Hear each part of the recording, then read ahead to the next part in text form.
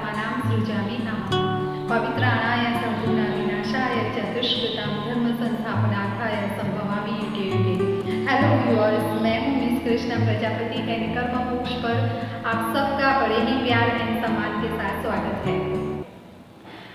आज के एपिसोड में हम 9 स्टार्स दैट मीन्स 9 ग्रहों की उम्र एंड सबसे ज़्यादा बलवान कौन है उसके बारे में डिस्कस करेंगे।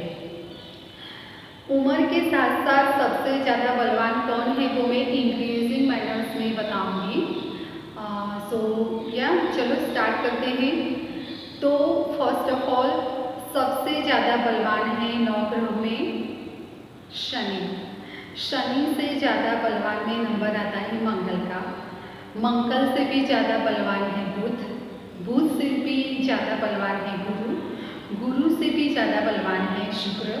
शुक्र से भी ज़्यादा बलवान है चंद्रमा और चंद्र से भी ज़्यादा बलवान है सूर्य। ओके, दैट मीन्स कुंडली में हॉरोस्कोप में सबसे ज़्यादा बलवान सूर्य होना चाहिए। तो दैट मीन्स वो कुंडली सबसे ज़्यादा मजबूत और वो कुंडली की वो हॉरोस्कोप की स्ट्रेंथ सबसे ज़्यादा है ऐसा माना गया है। कोई भी एस्ट्रोलॉजर है वो सूर्य को सबसे पहले देखेगा, उसकी जो कुंडली में हॉरोस्कोप में उसकी स्थिति क्या है, उसकी पोजीशन क्या है, सूर्य की स्ट्रेंथ क्या है, उसके अंश, वो सब कुछ, और उसकी युति राहु और केतु के साथ तो नहीं बन रही है, शनि के साथ तो नहीं बन रही है, वो सब देखा जाता है हॉरोस्कोप में। ओके, एंड अब स्टार्ट करते हैं ग्रहों की उम्र। तो शनि देव की उम्र है 36 years. Okay, and that means अगर बाधक है और सप्तम स्थान को देखा जाए उसके रिलेटेड हम कुछ प्रिडिक्शन कर सकते हैं, और शनि बाधक है और नेगेटिव है तो 36 एज तक शादी नहीं हो सकती है। एंड शायद भाग्योदय भी नहीं हो सकता है, शायद इसलिए मैंने बोला क्योंकि भाग्योदय के लिए और भी स्टार देखने चाहिए। यस, शनि की उम्र है 36 ईयर्स। मंगल की उम्र है 28 ईयर्स। दैट मीन्स जो मंगल दोष होता है उसका समापन हो जाता है 28 ईयर्स के बाद। ओके, एंड देन बुध की उम्र है 32 ईयर्स। देन नेक्स्ट इज गुरु की उम्र है 16 ईयर्स, 16 साल। बट गुरु अगर हॉरोस्कोप में अशुभ है, अच्छे नहीं है, तो वो 39 ईयर्स तक अच्छी रिजल्ट नहीं देता है। उसके बाद उनके अच्छे रिजल्ट मिलना शुरू होते हैं, लेकिन फिर से पोजीशन देखनी होती है कुंडली में और उसकी रेमेडीज करनी होती है, उपाय करने होते हैं, उसके बाद ही अच्छे रिजल्ट मिलते हैं। दैट मीन्स अगर गुरु कुंडली में अच्छा नहीं है, दैट मीन्स अर्लियर जो एपिसोड्स है उसमें आप देख लीजिएगा, या आपको हमेशा एक ही चीज़ याद रखनी है, अच्छा नहीं होना, दैट मीन्स उसके अंश देखने हैं, अस्त तो नहीं हो रहा है, एंड नीच का तो नहीं है, मारक तो नहीं है, वो सब आपको देखना है। अच्छा नहीं हो उसका मीनिंग यही है।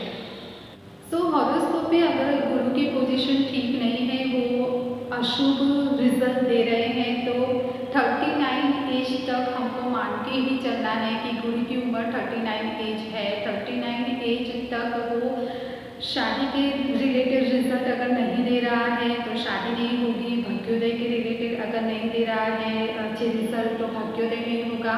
और गुरु संतान का कारक होता है, पुत्र का कारक होता है, तो संतति भी नहीं होती है।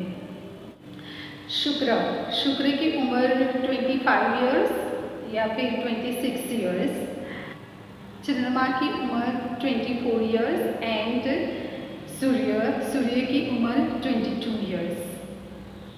अगर हॉरोस्कोप में सूर्य की स्ट्रेंथ है, सूर्य अच्छा है, शुभ परिणाम देने वाला है, तो 22 ईयर्स से ही उनकी मतलब अराउंड 22 ईयर्स उनकी शादी हो जाती है, गवर्नमेंट जॉब मिल जाती है, बहुत सारे बेनिफिट्स मिल जाते हैं। एंड लास्ट में है राहु केतु, दोनों की उम्र 42 ईयर्स है, बिकॉज पार्ट है एक बॉडी के, एक शीर्ष है एंड बाकी का बॉडी है। तो राहु शीर्ष है एंड बाकी का बॉडी जो है वो केतु है। ओके, एंड जैसे सब मंगल से बहुत डरते हैं कि अगर मंगल दोष है तो शादी नहीं होती, ये होता है वो होता है, तो सारी प्रॉब्लम्स उसकी वजह से हो रहा है। बट राहु केतु अगर कुंडली में अशुभ परिणाम देने वाले होते हैं, स्पेशली दाम्पत्य जीवन को लेके, शादी को लेके, तो 42 इयर्स तक उनकी शादी नहीं होती। एंड कुंडली में अगर चंद्रमा और शुक्र भी, क्योंकि शुक्र सप्तम स्थान का कारक है, शादी का कारक है, तो शुक्र को भी अगर देखा जाए तब भी वो बड़ी उम्र तक रिजल्ट नहीं देता शादी के लिए, भले ही उसकी उम्र 25 इयर्स हो और आपने 25 इयर्स या 26 इयर्स पूरे कर लिए हो, फिर भी सेम ऐसा चंद्रमा के लिए है, क्योंकि चंद्रमा और शुक्र दोनों को कलाएँ होती हैं। तो जैसे चंद्रमा की तिथियाँ होती हैं, तो तिथि के हिसाब से चंद्रमा बुरा, अच्छा या पॉजिटिव कब है वो भी देखना पड़ता है। तो उसके हिसाब से अगर कुंडली में चंद्रमा भी अशुभ परिणाम दे रहा हो तो बड़ी उम्र तक शादी नहीं होती है। ओके, एंड आपको सारे एपिसोड्स देखने होंगे, क्योंकि कुछ न कुछ ऐसी छोटी छोटी बातें मैं ऑलवेज एवरी एपिसोड्स में डिस्कस करती रहती हूँ। लाइक चंद्रमा कब बलवान होता है, कौन सी तिथि को लेके कौन सी तिथि तक बलवान होता है, वो सब मैं नेक्स्ट एपिसोड में डिस्कस करूँगी। ओके, सो यस, आज के एपिसोड में आपको कुछ भी पसंद आया है तो लाइक, शेयर एंड सब्सक्राइब करें एंड बेल आइकन को भी प्रेस करें, जिससे नेक्स्ट एपिसोड सबसे पहले आपको मिले।